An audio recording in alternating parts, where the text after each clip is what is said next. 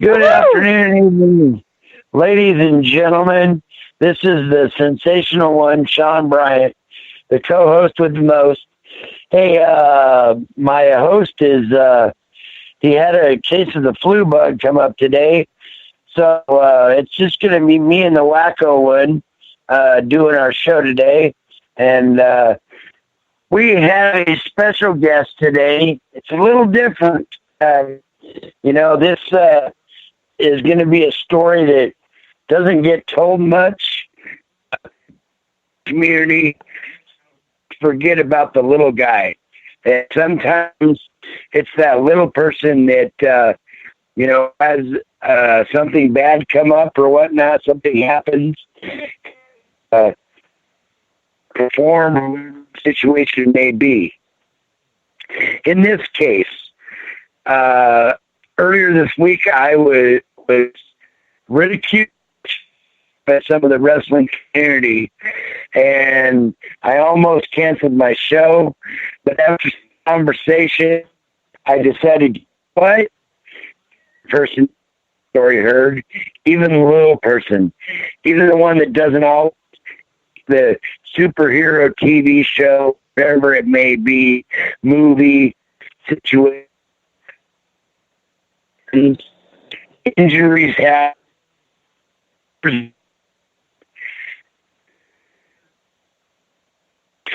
man.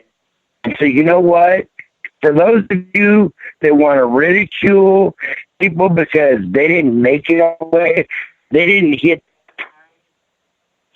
I say, to hell with it, because you know what? The story and their whether you like it or not. If you don't like it, E and the A. If you don't like it, change the channel. There's 1,000 other channels to watch or listen to. So in today's market, I'm going to bring out a very special guest that, you know what? She was Glow. She was part of Glow. She worked. She was given a name. She was given a character. Brain. Love her. Still love her. And the girls that Glow still love her. So today, we're going to bring on the story of Jailbait. With the one Jailbait. Hello. Welcome to the show, girl. Thank you. Thank you for having me.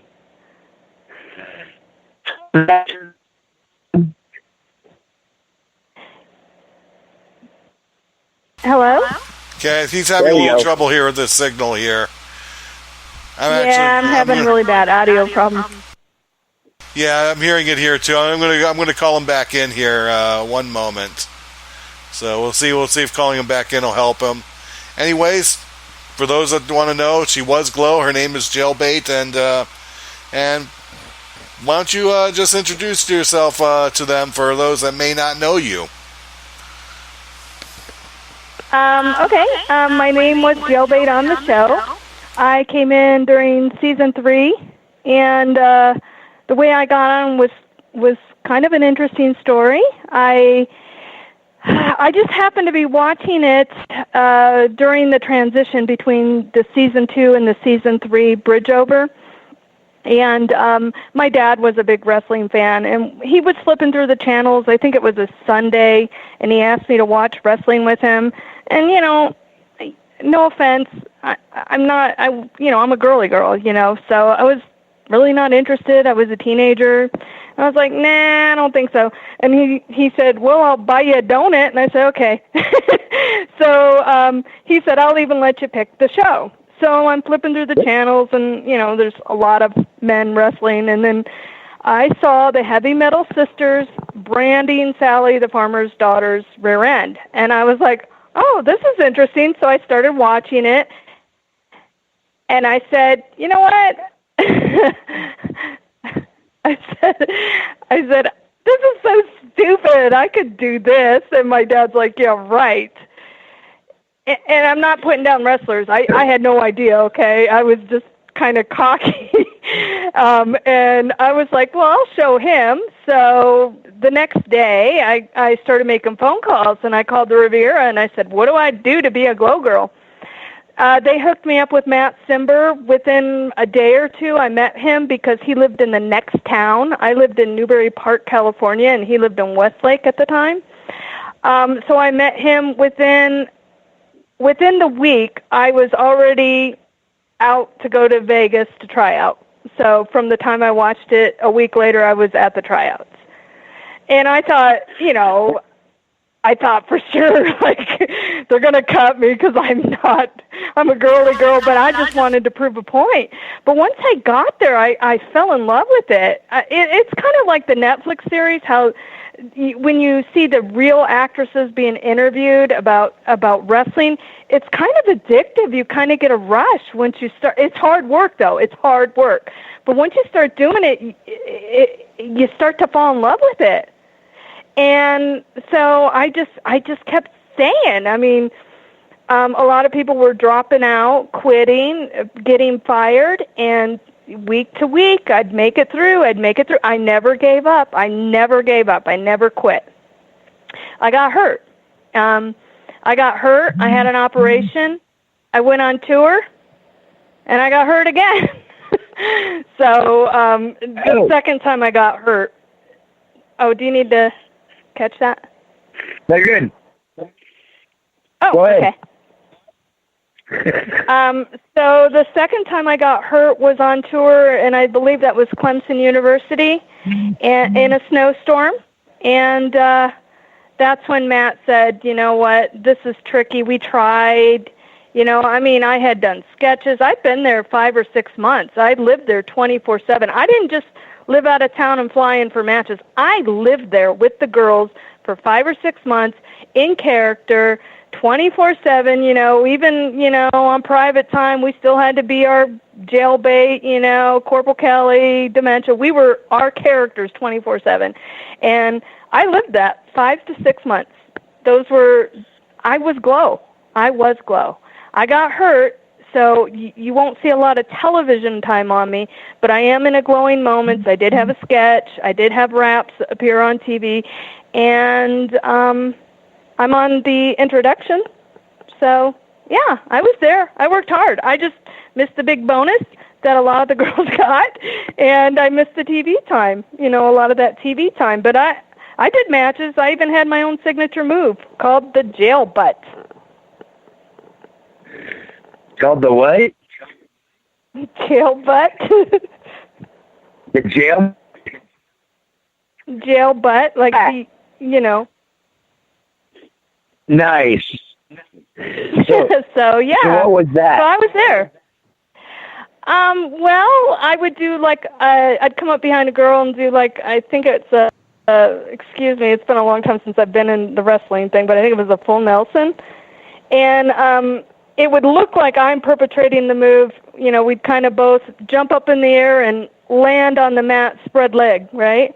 And all her weight would really go on my tailbone, but it looked like I was doing the move to her. But it was called the Jailbait. Nanuchka made it up for me. That's great.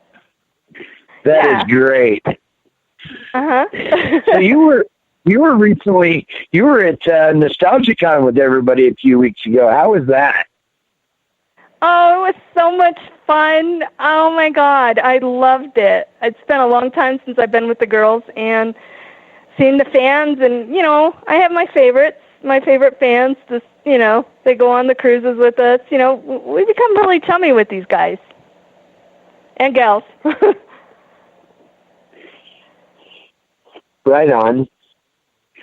So what do you miss about the experience? Oh my gosh, what don't I miss? I miss everything. I miss the companionship of the girls. I miss my character. I love being my character because she's I don't know how to explain it. She's like me, but she's not. She's like the bad, the alter side of me. I miss the makeup, the glitter, the glamour, the acting, the wrestling. I miss it all. What don't I miss? Goodness, I miss it all. Right. So would you do it again if you could go back in time and do it again? Would you do it again? Absolutely, but I would not get hurt if I could do it again. I'd try to figure out a way not to do that. Right, exactly. That is so awesome. You know what's really funny? I didn't even feel it when I got hurt. I just couldn't stand up. I kept my leg. I tore my anterior cruciate ligament, and you know how when the camera's rolling and the momentum's flowing, I ripped it, and I was in front of a live audience. You know, we were filming. I didn't feel it. I felt kind of like a rip, but I didn't feel pain, if that makes sense. And I just every time I stood up, and I put my weight on it, my knee would buckle, and I'm like, what the heck? It would kind of go backwards. It's hard to explain unless you've torn your anterior cruciate, but it would like pop backwards, and I was like, what the heck? And what's really funny is we had a code, right, to like when you get hurt. And so, you know, we're ladies, we're not supposed to cuss. But if we're hurt, we're supposed to, that's kind of like the deal. Like that's how the ref knows, that's how Steve would know we're hurt. So I ripped my knee, and I couldn't perform. And then Steve kept walking over, are you okay? Are you okay? And I would say, F you. And he would say, are you okay? I'd say, F you. And he wasn't getting it. And I asked him later, and he says, oh, I thought you were just being in character. No, I was like, no. That's part of the show. That's how you see wrestlers even today, man, when they get hurt, they finish the match somehow. Yeah. I've seen it numerous times. Triple H, I was trying, squad, but yeah, I finally lightning caught on, and she finally pinned me. But yeah, it was weird because he didn't understand. I was giving him the code. I'm giving you the code, damn it! Finish this thing. He didn't get it, but Lightning got it. She was, she knew something was up. So do you still stay in touch with some of the girls today? Yeah, I do. Ever since we all lost, well, I don't know if we all did, but I lost contact in the 80s and the 90s.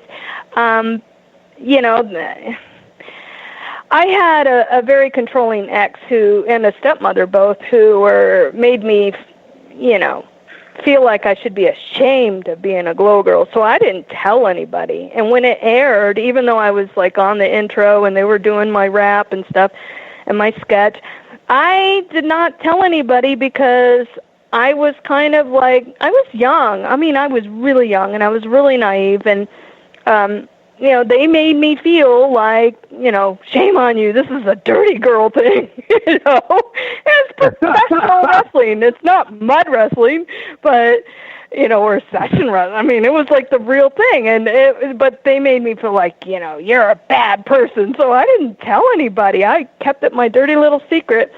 And then, around the time the internet chat room started popping up, I love these girls. So I started looking for them online. And I eventually think I found people on Facebook. And then we had the reunion for the documentary and all that. It was awesome finding these people again. I did. Yeah, it's kind of nice with one of reconnecting. Yeah. I did have a roommate who was a potential glow girl. Well, she was a glow girl, but she didn't make it as far as like I did. She dropped out maybe a month or two before I got hurt.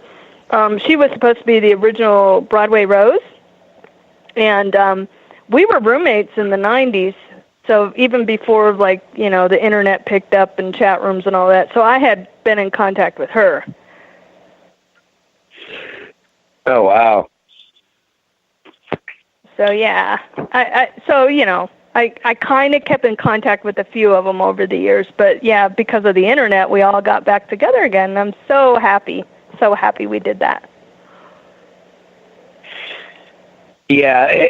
Tell us about these. You've been on some of the cruises and the afterglow parties and the different things. What are those like? Oh, a blast. Yeah, so Roxy did the very first afterglow was, I can't remember what theater, but it was like the El Rey or something in Los Angeles or Hollywood. And we all got together and did a Q&A with the fans, and it was a blast, you know. And then she decided to start these cruises. So I went on the first cruise, and it was the Mexican Riviera, I believe. Went to Ensenada, and it was so much fun. And then, you know, life circumstances, I didn't go on the other two because, you know, I was like moving and, yeah. So, you know, relocating and stuff. But I'm going to go on the next one. And it's, I believe, a week to the Mexican Riviera in April of 2020. Wow, that is so awesome. Yeah, it's got to be fun reconnecting with old friends. Yes, it is. And what's really fun is the fans. Because when we were in Glow, we were kind of segregated. You know, we were in training. We were developing our characters. We were learning, you know, wrestling. So we didn't really have any idea, you know, what the fan base was like. We didn't really, you know, we didn't get our fan letters. I didn't. I mean, you know, a lot of the girls didn't. So we just didn't really know, you know, what kind of impact Glow was having on people. We were kind of just in our own little bubble. So, but being part of Afterglow is really cool because that's what it's all about. And that's the fun part. Because it's like, you know, 30 years later, getting the reward for all the hard work we did 30 years ago, which is, you know, being able to connect with people, to see what an impact we made, you know, all that. Absolutely, yeah. I mean, especially for, you know, people like yourself, you know, who, you know, you didn't make it through all the experiences. So, yet, here you are, you know, 20, 30 years later, and you're at, like, NostalgiaCon, and you got fans coming up to you, and oh, my God, I remember you, or this or that, and it's just, it's gotta make a person feel good, you know, knowing that you had an impact on somebody. It really does. It really, really does. Because, you know, wrestling is hard. Learning to wrestling itself, it's hard work, and you work out all day long, and you go to bed at night, and everything aches, everything. You know, Tiger Balm becomes your best friend. So, you know, it's like, you know, we didn't get the glory. You know, we just did the work. We didn't have any of the admiration. I'm not saying that I did it for the admiration, because I didn't, because we didn't get it that bad. But it's nice 30 years later to get that payoff, that reward. It's like, finally, yay, people love us, yay. We didn't know. Yeah, it's nice to know that people remember you and remembered that, you know, you were a part of their lives back then. And, you know, back then, like you said, you guys were always kind of segregated, especially the heels, because I know back in the, you know, 80s and stuff, it was totally kayfabe back then. You know, the heels had their area, you guys weren't out mingling with the fans or any of that. So to now be able to be that heel, but yet be yourself and have those fans and that interaction now has to just make a person feel good. Yeah, it does. And by the way, Matt, my producer, he told me, he says to me one day, he says, Jailbait, you could go either way. You could be good or bad. What do you want to be? Well, what do you think? I mean, what would you guys want to be if you had the choice? I was like, want to be bad. a heel. Yeah, I was like, I want to be bad. Oh my gosh, because my whole life I'm a good girl. I got teased for being goody good. Goody good. I can't even say it. Goody two shoes. So I was like, I want to be bad. Oh my god. So yeah, and you know what? I have to say, I love the bad girls in real life. I mean, I love the good girls too, but it just seemed like I clicked better with the girls who were the heels. Yeah, sometimes you find that niche in different areas and whatnot. Well, the pretty faces, the pretty girls, I'm not saying all of them, but usually that type of personality, they're a little more uppity kind of thing. And that's not me at all. I'm like really like, I'm not like that. I don't like people like that. So it's like, I love being a bad girl because the bad girls just, to me, are just more down to earth, I'm not throwing shots at my fellow girls, don't get me wrong. Because, I love Roxy, and she's a baby face. Oh, yeah. Roxy's my buddy. Oh, she's everybody's buddy. How could you not love Roxy? She came out to Portland last year, and we did a weekend deal where did a little seminar, and we did some skits with these kids and people that came to do a little glow experience. We had so much fun. You asked Roxy about squishing a watermelon. Okay. Yeah. Okay, I'll have to ask her. We had her on stage, and we were doing this burlesque show, and they put a watermelon on the stage and tried to get Roxy to squish it with her legs, and she couldn't do it. And finally she was able to end up getting it to pop for like 3 times. It was hilarious. And this other girl comes up there. Yeah, literally a watermelon. Wow. Took it between, how big was this watermelon? It wasn't too big, but it was pretty good size.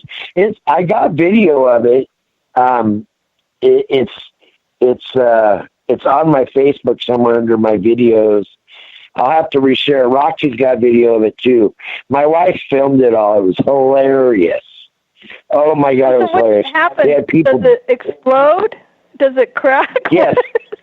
Yeah, it exploded. Watermelon everywhere. Oh my God, that's hilarious. Oh, it was funny. It was one of the funniest things I've seen. Oh little old Roxy was trying to squish this watermelon between her legs. Oh, and I bet her thighs were sore for days. Yeah, like riding a horse. Wow, that sounds like fun. Yeah, we should do that on the cruise. It was fun. Yeah, that's actually a good idea for the cruise. What was that called? The watermelon squish? Oh, I love it. I don't even know what about it. It was hilarious. Yeah, it's called the watermelon squeeze. I love it. Yeah, squeeze. We should do that. The watermelon squeeze. Yeah, I love that. So what do you do? So after Glow, what what ended up happening? Obviously, your dreams were kind of crushed. Where did you go from there and whatnot? Well, I got pregnant. So, pretty fast. I got pregnant like almost immediately, and so they couldn't operate, because I was pregnant. So, I was walking around with a wobbly knee that would pop backwards for like a year. But yeah, so I did that. I never was a traditional kind of person. I kind of do things backwards sometimes, but live and learn. And today I am a commercial interior designer. I space plan for corporate facilities like government and 911 call centers. So yeah, I finally got my act together. But I've always worked, So after Glow, I did a lot of things like managing Glamour Shots photography studios and working at a resort. I've done all kinds of stuff. So, but now I found my niche, and I've been doing it for over 10 years. So I love it. Did you ever think about trying to go back to wrestling or try it again, or were you like, nope, that's it, I blew myself out, I'm done? Well, yeah, the doctor pretty much told me I was permanently disabled for the rest of my life. I think he gave me in the 70th percentile. So I can walk without a cane, thank God, but I am permanently disabled. So there's a lot of things I can never do, like side-to-side movement, like badminton, tennis, any aerobics that's side-to-side. I'm limited with physical activity because of that. So I could never return to the ring as much as I love it. Oh, wow. So, yeah, you had a debilitating injury then. Yeah, permanent. I've had 3 knee surgeries. But, Oh, wow. So it is a permanent. I mean, it was a pretty serious injury. I don't know if you guys have ever torn your ACL, but and maybe things have changed since then, but it's been a while since my last surgery. Probably close to 20 years now since my last surgery. So, and it's holding out pretty good, but I still have to baby it. Even going down hills. Going down hills is harder than going up because I feel it. Right. And it kind of transferred over to the right knee now because I had originally damaged my left. But, all these years, 30 years of pampering the left side has put a strain on my right side. So now my right side's feeling weaker too. And then you gaining weight, losing weight. Yeah, pregnancy's life, So, it makes a big difference when my weight's down. I feel a lot better. My knees feel a lot better, but I am permanently disabled forever. Wow. So yeah, you had a career-ending injury, and those are, I did.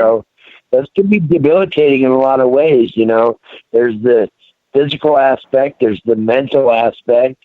Oh my God, my life's over. All those different things. What got you through those? The mental side and whatnot. Compartmentalizing my feelings, pretty much. You just close it off and wall it off and not think about it and move on with something else, pretty much. That's how I have used, that's what I used to cope with my pain and sorrow. I focused on being a mom. I focused on being a wife, and I focused on my career. And, I'm very competitive, so I always try to be the best no matter what I do. So when I was the manager at Glamour Shots, I tried to find a way to make that better. When I was, now I do this space planning, interior design, I just find the best way, to do that. It's hard. I mean, because I had my dream smashed. That was, right. What was like living a dream. You guys, oh my gosh, it was a dream come true. I remember the night that we were filming all night long. We filmed all through the night because, it costs a lot of money to bring those cameras and production people and sound people in. it's a lot of money. So the producer's going to make you sit there, and everybody's got to get through their stuff, their raps, their sketches, whatever. You're there all night. Those are all-nighters, right? And I remember kind of being cranky and tired, but then I thought to myself, oh, my God, I'm living my dream. This is a dream come true. So no matter how tired you are, just the realization, hey, I'm living a dream here. So, yeah. And to have it just kind of washed away in one moment, that kind of sucks, you guys. It really does. So it kind of hurt my feelings, when I find out people say, well, she's not a real wrestler. How do you think I got hurt? I was a wrestler. I got hurt. Right. Whether I have 5 matches under my belt, 25 or 1,000, I was a wrestler. I was there for 5 to 6 months training hard every day. The Tiger Balm, the Tylenol, whatever, Yeah. The drama.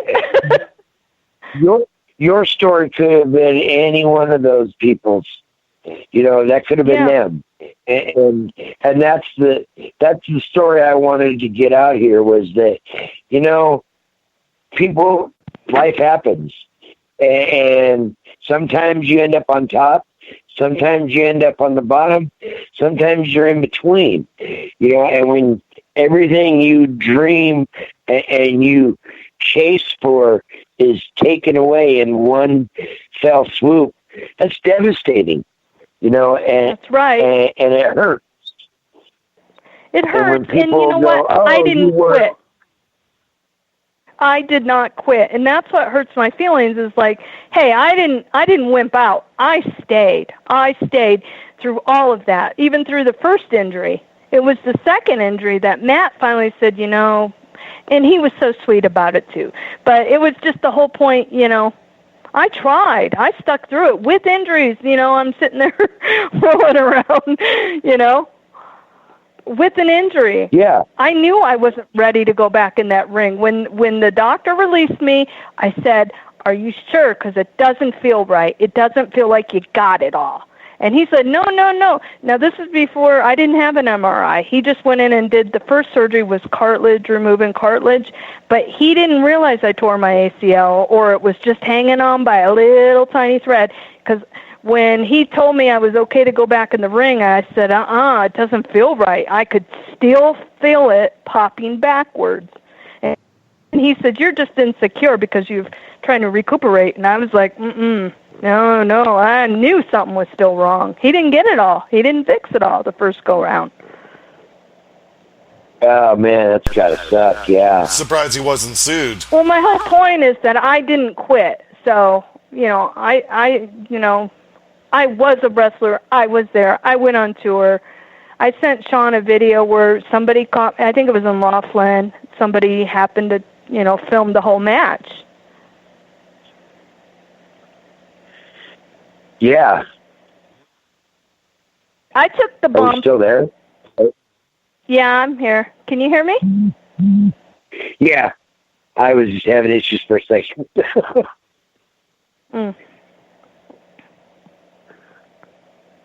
Yeah, Go ahead. Like I said, that doctor was lucky he wasn't sued. Yeah, he really was.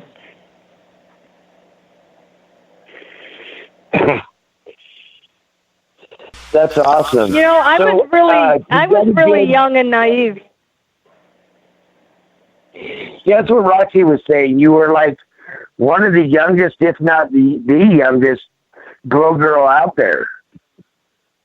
Heck yeah! I was fresh out of high school. I had no idea. You know what? Can I tell you guys a really, really personal, a really weird story? Go ahead. I don't know if I should say this. No, we'll just say that the guy who owned us, Mr. Moneybags, we'll just say, he came to visit us one day while we were training and working out, and they lined us up like soldiers, and he was walking back and forth, nice guy, but he's licking his lips and saying, if you girls want anything, just make an appointment with my secretary and I'll get you it. I'll get you anything you want. And so I leaned over to Eileen MTV and I said, what a nice guy. And she looked at me and said, he's talking about sex. And I was like, oh, yes? Because I was so young. I was naive. I had no freaking idea. I didn't take the offer, by the way. I may have been jailbait, but that was a character. I was like, that just shows you how dumb and naive, you know. I didn't know. I was like, what a nice guy. Yeah. So yeah, you might want to just like, I didn't know. I didn't know about that kind of casting couch stuff. Right, yeah. Dumb, you know? He wanted you to be his jailbait, all right? Well, he offered it to all of us. I had no idea what he meant, but I was dumb. I was naive, you know? Yeah, Roxy said they used to protect you because you were like the young and innocent one, and yeah, it was. Yeah, you know, a lot of those girls would go out to nightclubs and stuff, and I couldn't do that because I was underage, you know? I was kind of like stuck. So I really was. You were pretty much stuck in the hotel. Well, we had apartments our season. Our season. I think the first two seasons were in the Riviera, but we were, season 3, we had apartments at the intersection of Karen and Bruce, I remember. We walked to the ring. We walked to the ring, which was like 2 blocks away. I was just laughing because I had a visual of dementia with her axe. She'd take her axe when we were walking up and down the sidewalk. She had to take her prop with her, you know. And one time some guy was doing something he shouldn't have been driving by, and I think it was Justice grabbed his axe and started chasing his car. Oh my gosh, there were so many funny things, you know. We had a good time. Yeah, I mean, yeah, you weren't even 21 yet. Little Egypt wasn't either, so it was like you guys were just there. I know. I was 18, I think. I was 18 and I turned 19 while I was there. So yeah, I couldn't do anything. Do you have any good, fun glow house stories? Well, yeah, there was the time that, like I said, Justice chased the weirdo down the street with the axe, and let me see. We would do, one time we did a Chinese fire drill in, you know, Las Vegas, you know, because we filmed in Las Vegas. We were at a red light, and we just decided to, like, hop out of the car and do a Chinese fire drill, and then we started fighting with, you know, not for real, but we started, like, pulling each other's hair and banging each other's hair, you know, heads on the, you know, trunk of the car, and, you know, so that the people in the car were probably going, what in the world? You know, all the people at the light were like, what's going on? We did silly things like that all the time, you know. Oh, we had to go to Kmart in costume and solicit people to come to the matches in costume. Oh. People would, like, we'd get shunned, you know. People would think we were weirdos because we're dressed up in costume in the parking lot at Kmart handing out flyers. Come to our show tonight, free entry. They're like, what's the catch, you know? So we did that. You know, we had to get, for the TV cameras, we had to have try to get a full house. You know, we had to try to fill up the audience, so we'd go out and solicit people with free tickets to come see us. People would, like, look at you suspiciously, like, what, are they going to ask us for money or something? I can imagine dementia with her axe. Come to our show. Free admission. She had her axe. Yeah, what are you going to do? Right? Chop me off the head? She also had her Big Bird. She had a Big Bird doll, like a little stuffed doll. Those were her things. We had, like, a lot of funny things. I have sad stories too, but I don't think you want to go there. But there's just a lot of interesting things going on all the time, every day. Well, yeah, we do sad stuff. Pardon? Go ahead, Bob. Oh, yeah, well, a lot of sad things happen, too. Speaking of sad, what are your memories of a Glow girl who actually passed away back at the beginning of 2018? What are your memories of Mount Fiji? Oh, my gosh. Well, I said this on the Glow documentary, and I really mean it. She was a gentle giant. She was the sweetest lady. She would tell me for real, she'd say, "No, Jailbait, I want you for real to hit me, ram your head into my stomach." And I would be like, "But I don't want to hurt you." And she'd, "Ha, ha, ha, ha, you're not going to hurt me." Okay, and she was like, "For real, I want you to hit me for real." Because I was like, I don't want to hurt you. And she just but she was so gentle with us, but she wanted me to for real, throw her a punch or ram my head into her, whatever. But she was so gentle with us.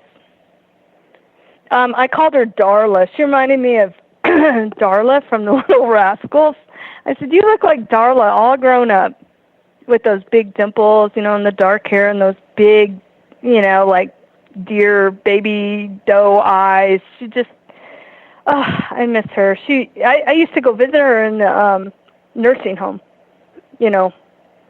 years back, a couple years back before she passed.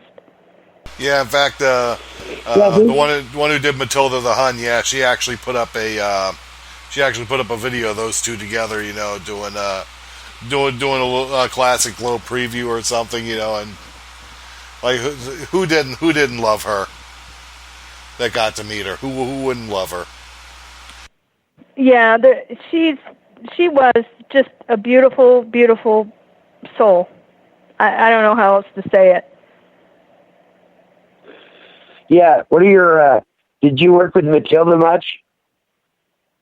No, she was season 1 and 2. So, but I've met her, ever since, doing the Glow docs and, the Afterglow stuff. I worked with her there, and she's funny. Oh, my gosh. But I didn't wrestle with her because she was a different season. Yeah, I got to meet her at CAC when they got the award a few years ago, and even then she was still in character and hilarious. And yeah, she's funny. We were doing the panel, and my friend from Seattle, Jim Valley, he was the moderator for the panel, and he mentioned during the panel something towards the end about how he'd always wanted to wondered what it would be like to do take a noggin knocker or whatever that move is of hers, and so she put him in it, and he was like, "Oh, never again." The knocker locker, I think, is what she called it. Knocker locker, yeah. She'd ram their heads in her, yeah. Yeah.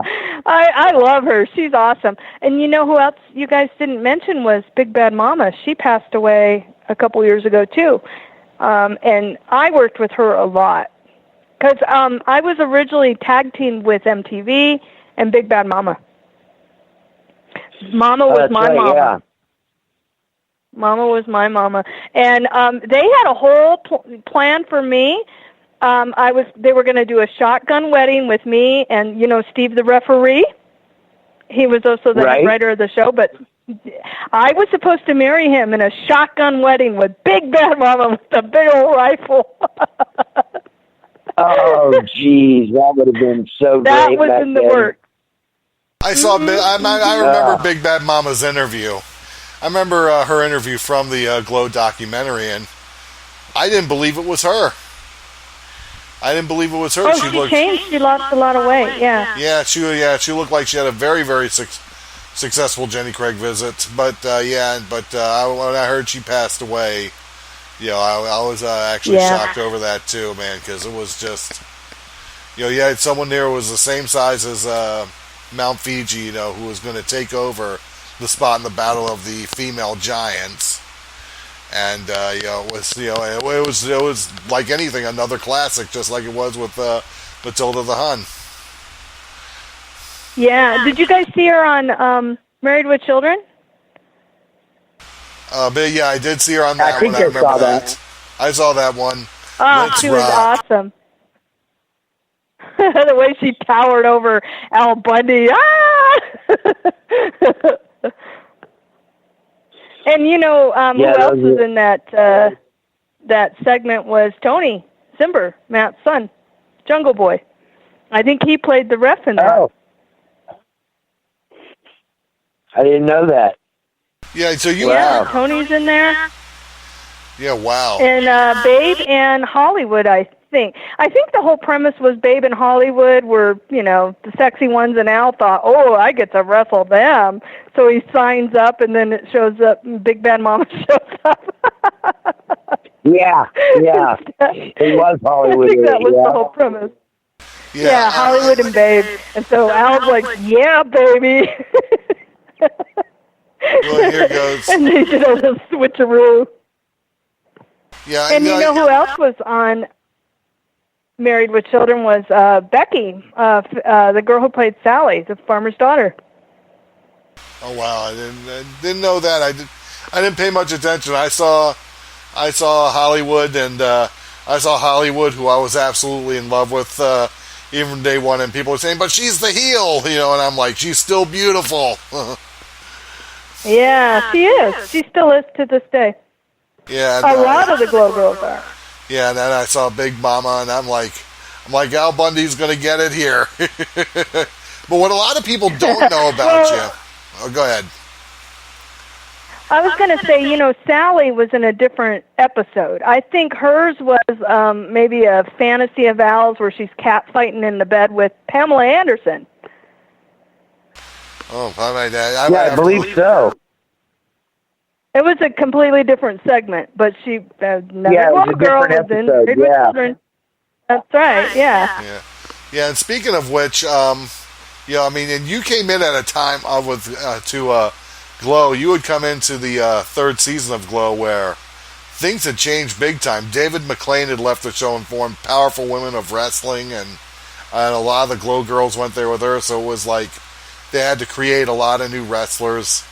The cheerleaders, Susie Spear and Debbie Debutante, were gone, so they came up with Vicky Victory, and Tina Ferrari left to become Nina Moretti over there, and for the Powerful Women of Wrestling.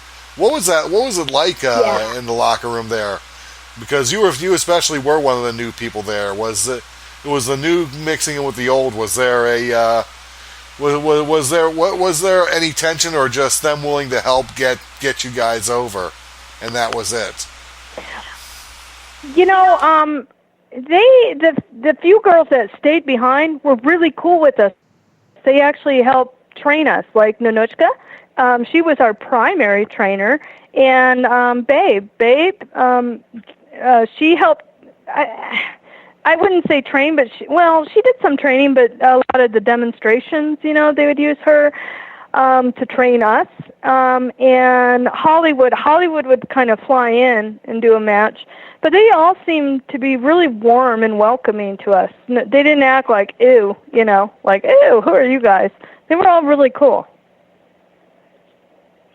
But we outnumbered them, too. The new girls. Well, yeah, you got to think about it. Tina and Ashley were gone. Ashley, I didn't see her do anything, but of course, like I said, we saw what Tina Ferrari did. And eventually what she did over in WWE as well, too. She had probably the most success. Hollywood was still there. You had Mount Fiji, you had Hollywood, you had Nanichka. And I believe Nanichka was at a point to where she was going to become a babyface herself. And yeah. And you basically had them. I believe Corporal Kelly stayed. No, you had a new one. She was my roommate. Okay, Corporal Kelly and Attaché were gone. Okay, I'm just. Yeah, they recast Corporal Kelly and Dementia. And Dementia, there you go. So there was a lot of new faces. I think, like I said, I think Mount Fiji and Little Fiji, Hollywood, Nanichka. I think those were probably the only ones who really stayed. And the Farmer's Daughters. Yeah, them too. Okay, yeah, that's a good one to remember. There was a big turnover then in season 3. There was a huge turnover. Oh, yeah. That's what I was saying. I think we outnumbered them because they were just a handful of them, but we had a whole slew of new girls. And I had told the story before, but I haven't told you guys. But all the girls, like my roommates, were all getting characters. A couple months had gone by, maybe a month had gone by, and it was like, well, my friend Nancy's going to be the New Dimension, and Lily's going to be Corporal Kelly, and Eileen was going to be the MTV, and I was really sad, and I went to Steve, because he was a good friend of mine, the head writer, and I said, everybody's got a character but me. He goes, what are you talking about? You're Jailbait. And I said, no, that's just my nickname, because Matt always called me that from day one. And he goes, no, that's your character. See how dumb and naive I was? I had no freaking idea. I was like, it is? He goes, yeah. I was like, well, what's Jailbait? And he goes, that's up for you to decide. And I was like, okay, so was she bad? Is she good? And then he said, well, I'll let you talk to Matt. And then Matt, kind of clued me in on what he visioned. He told me to watch Pia Zadora in a movie he produced called Butterfly. And I was like, okay, so I rented it, and that's kind of what I based her on, and I kind of made her a little Marilyn Monroe-ish, and that was Jailbait. And then he told me I could make her good or bad, and I was like, bad. So, yeah, that's how I came up with her. And, that's what I love about Glow is that he didn't push it down your throat who you were. He kind of left it up to you to kind of interpret it, He didn't say, no, redo it. Like when I do sketches or raps, he didn't say, redo it and do it like this. He would laugh and clap his hands and say, that's my girl, that's my girl. So the way I envisioned Jailbait must have been what he wanted, because he didn't yell at me. He's like, he'd laugh and say, that's great. So he left a lot of that up to us to develop our own characters, But I also heard a rumor that whatever he saw in you, that's who he made you, if that makes sense. So, he wouldn't have cast me as Nanuchka, because, but he saw something in me that made him think, I guess, flirty little, naive Jailbait. I don't know. I don't know why he called me Jailbait, but I love the fact that Matt let us kind of flow with our own creativity and develop our own character. That's the way to do it. It's the only way to do it right. Let them. Yeah, because I don't think I could have played like Dementia, with the axe. I don't think I could have played it. But Jailbait was like, oh yeah, I could do that, because that's kind of who I kind of was in a sense, if that makes sense. Young, naive, and like to have fun.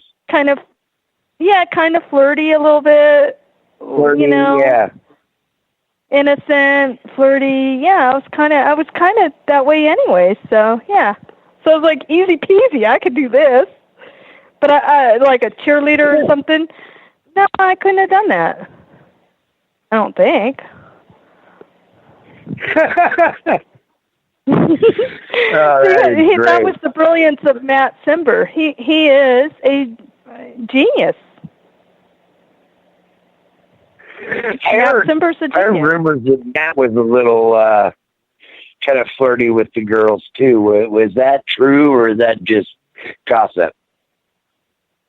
He never was with me.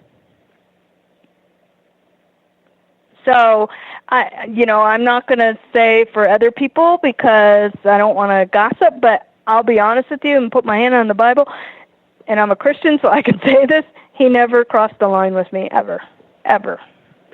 He always treated me like a daughter, kind of, he was very protective of me, actually, because years after Glow, after one of my, my breakup with my baby daddy, I went out with Johnny C a couple times, and he told Johnny C, "You better not hurt her. She's a good girl." And so Johnny C's like, "Yeah, I wasn't intending on it," So, yeah. So Matt was very protective of me. I'm probably telling too much. I'm telling it all. I'm bearing it all. That's what it's about. Telling it all. It's letting it all hang out. Yep. So are you married today? Right. Are you married today? I'm in a relationship. Got a bunch of kids? I had 3 kids. They're all pretty much grown up now. My youngest just turned 18. She's not jailbait anymore. And my oldest is 30. Oh, right. And I have a 19-year-old. So I have 3 kids. Right on. Sounds like you got a lot going good for you, and life turned out okay after Glow. It did. It did. Even though I cannot say that I regret it. I went through a little period where I was kind of confused because I was in a bad relationship, and I had a stepmom that told me I should be ashamed. And I look back now and I go, what? What? There was nothing to be ashamed of. I did nothing wrong. That was hard work to do what I do. People just sometimes are just jealous. That's the only way to look at it, because I worked hard and there was nothing to be ashamed of. I didn't bear any skin, maybe a little bit, but nothing bad, And it was the best time of my life. It really was. Outside of having my kids, it was the best time of my life. I loved every minute of it. And would I do it again? Yes, I would. I'd love to do it again. Isn't that great? And getting to do the afterglows and the cruises and the nostalgia cons and all that, it kind of brings all that full circle, and you get to relive a piece of that again, and sure does. be a part of. Remember that you're a part of something that was kind of big.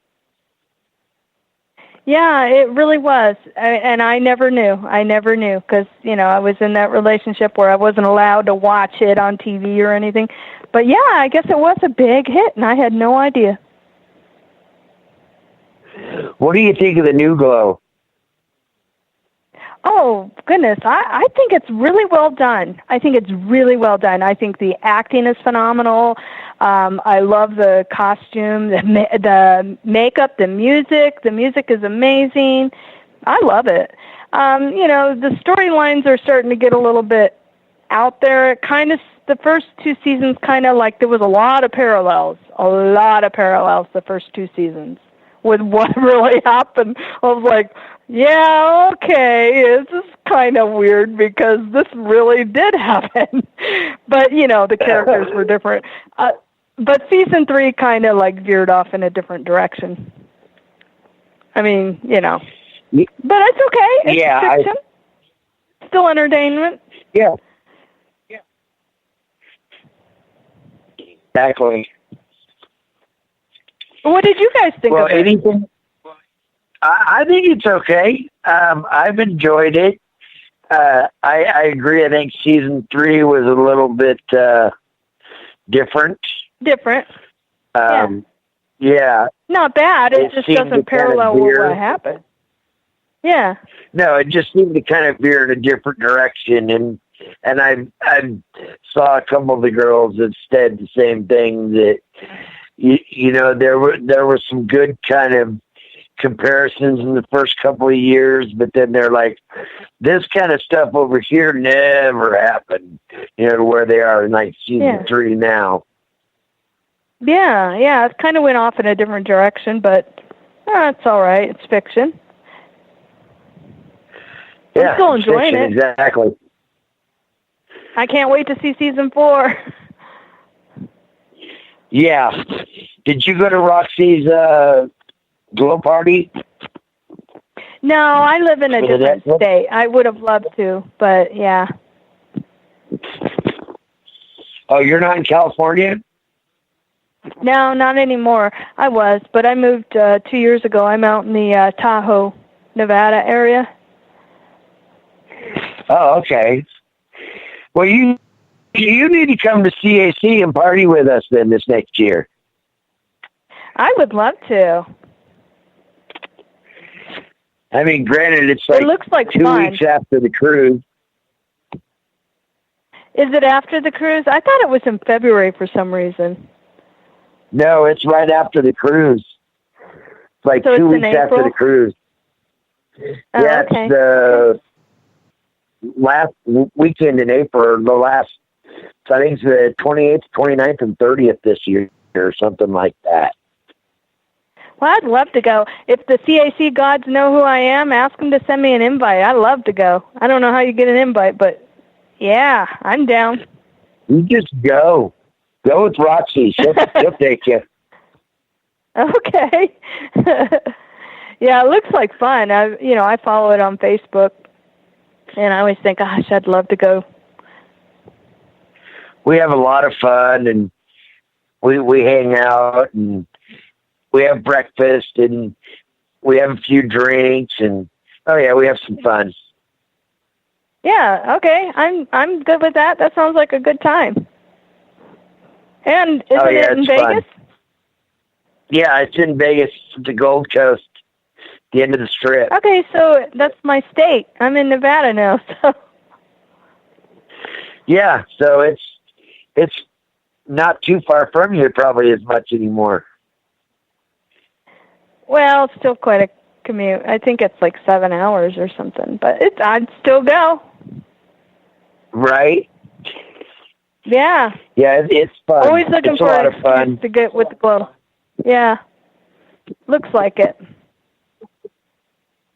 Yeah, we have a great time. I enjoy it. I go everywhere, it's a tradition. Mm-hmm. My first year, I was really nervous, and I've never been to anything like that. I had these big, huge banks and stuff. And I went to the glow panel deal because I wanted to check out the 4 girls that I was like, I was so in love with these guys when I was a kid. I got to check it out, when I was in high school. I was just coming out of high school, young kid, and watching the glow girls. And so I was like, now I get to meet them, and this is going to be cool. And I'm instantly connected with Roxy and them. And then we're at the banquet the first night, and I'm really nervous. I'm not a dress-up suit type person. So I'm sitting there, and I'm really nervous. And I'm just kind of like looking around, and Roxy comes up and says, "You look like a bump on a log," and sits down right in my lap. Puts her arm around me and says, "You need to lighten up a little bit, have some fun." And I was like, yeah, alrighty then. And we instantly hit it off after that. I love working with her because she is so easygoing and down to earth, and she's not a control freak. And I love people like that. She's really open. I love that. That's why I told her anything Afterglow, I'm willing, I'm down, because I love working with people like that. Flexible, easygoing, just fun too, fun. Yes, absolutely. So, do you have any social media or anything you want to plug, or any projects that you're doing, or anything that people get a hold of you? You know what? I'm on Facebook. You can just find me through all the other Glow Girls. I'm on there. I also have a Jailbait page. I don't really go on that as much, but, Trisha Marie is, my Facebook profile.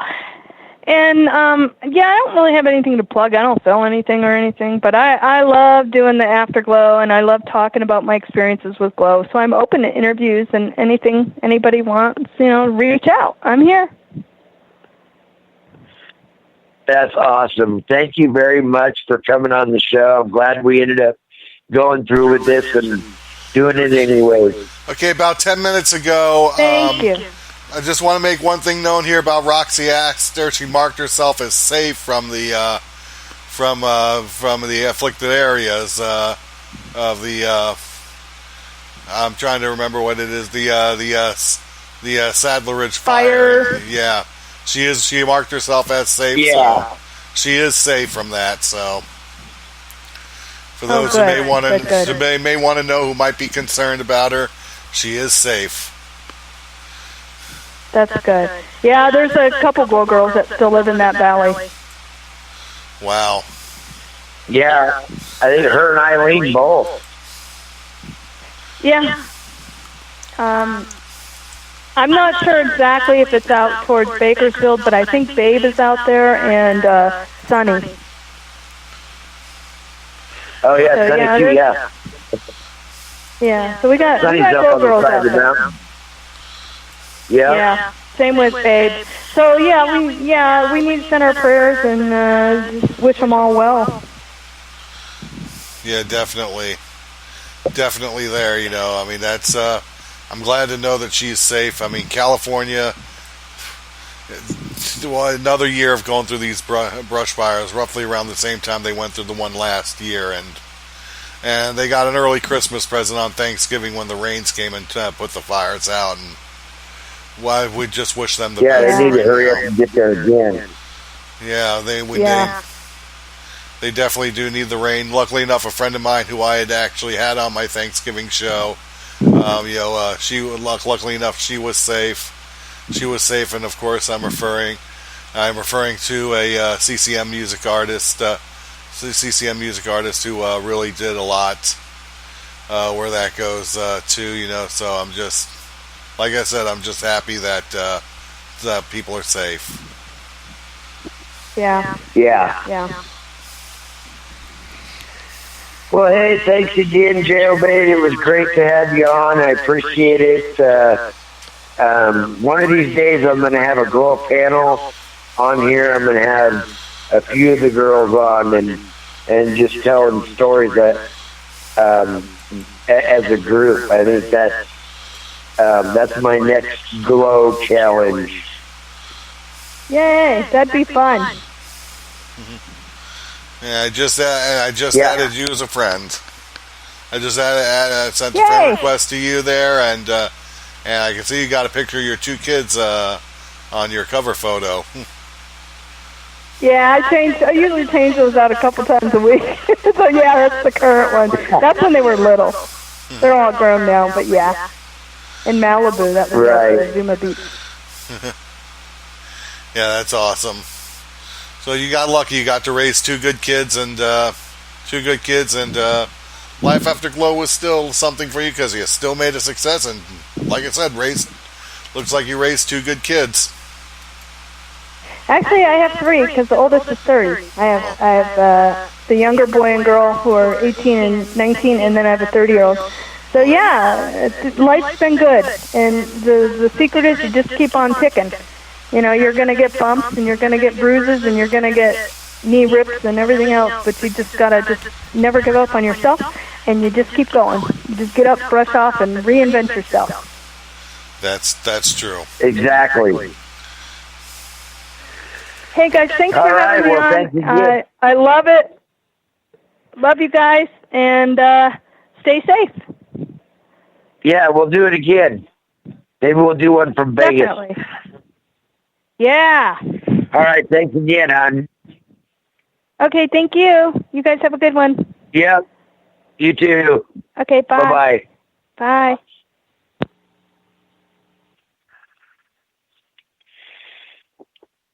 Well, there you go, folks. That was Jailbait. That's the story of a young girl who really didn't know what she was getting into other than she saw something on TV that looked like fun and thought she could do it. And she did. She did it for a while. And she had a blast. And, you know, life happens. She got an injury and couldn't finish what she started, you know, but she never gave up. and even came back after one injury and made another run at it, and unfortunately had a career ending injury because of it. Didn't give up on life, continued to do life, and she's had a pretty successful career, and she's enjoying herself now, and still part of Afterglow and all the good things that are glowing today. Big shout out to Roxy Astor for helping me keep this going and continuing to push this Afterglow. Again,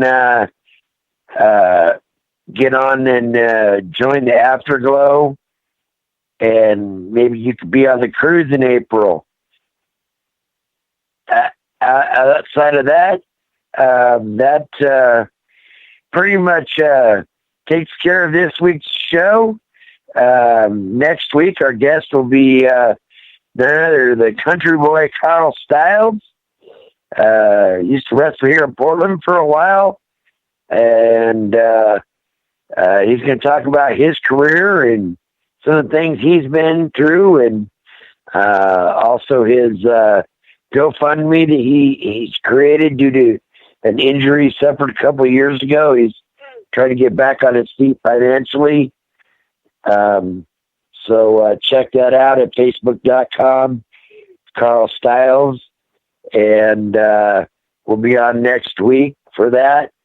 Also, for those of you who don't know what's going on in wrestling, quickly recap, WWE had a press conference in Vegas this morning announcing 2 co-main events for their show in Saudi Arabia on Halloween. It's going to be the man with the hands of stone, Mr. Tyson Fury, the undisputed lineal pro boxing champion, will take on Mr. Hands, Get These Hands, Braun Strowman. And in the main event will be a rematch, a wrestling rematch from the MMA circles. Brock Lesnar will defend his newly won WWE Championship against a man who took him down and took his MMA heavyweight title, the one, the only, Cain Velasquez, who was also just signed to a multi-year deal by WWE today. So that's a big double main event, and we'll have to see how that show goes. What do you think of that one there, Bob? I am surprised. I am surprised that this one's actually happening like this, and they're actually going to do this in Saudi Arabia. This is probably going to be the biggest thing they've done over there. And I'll tell you, and to do this on Halloween, you're definitely making for one big night, day for us, but night for them, and that's going to be something to see. That is some. And for those that want to know that, yes, that is exclusive to the people that are subscribed to the WWE Network. Yep, that is correct. It is a network show only. Yeah, so... and tonight the draft starts. Oh, yeah, that is true. That one starts. I'm actually getting ready to turn SmackDown on right now just to see how that's going to go. They had a lot of people voting where they wanted people to go, and surprisingly enough, people still look at the number one pick will be decided between 2 former team members in Roman Reigns versus Seth Rollins. The winner gets the number 1 pick for their brand. Wow. And to a lot of people, Roman Reigns is going back to Raw, and I don't know. That could happen.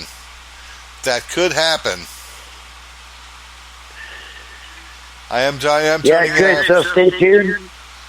Go ahead. Check your wrestling, and we'll be back next week, and we'll talk to y'all then. Till then, it's a sensational one. We're out of here. Be great, be safe, be sensational. Don't forget, don't be a wacko. Be a wacko star.